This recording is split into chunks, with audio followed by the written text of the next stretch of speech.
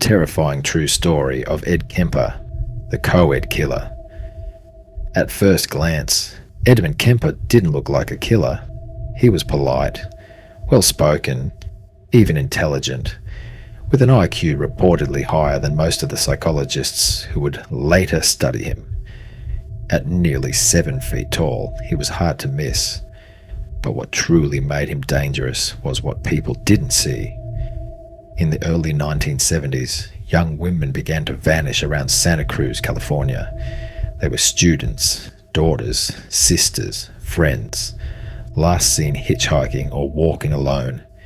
It was a time before rideshare apps or stranger danger campaigns. People still trusted the kindness of strangers, especially strangers like Ed Kemper. He seemed normal. He wasn't. A disturbing beginning. Long before he earned the nickname the co-ed killer, Kemper committed his first murders at the age of 15. After a troubled childhood, marked by abuse and deep emotional instability, he shot and killed his own grandparents.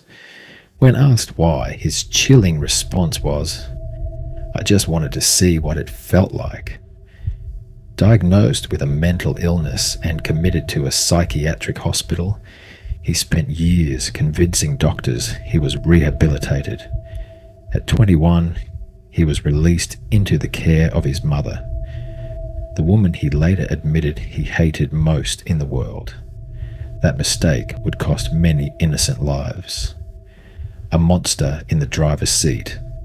Over the course of less than a year, from 1972 to 1973, Kemper began picking up female hitchhikers under the guise of giving them a ride.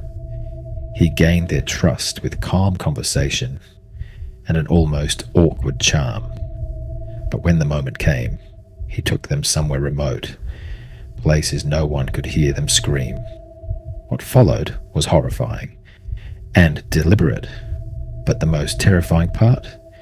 Kemper showed no signs of guilt. In public, he was friendly. He often drank with local police officers at a bar called the Jewelry Room, chatting with them about the unsolved disappearances of the very women he had killed. No one suspected a thing. The final victim.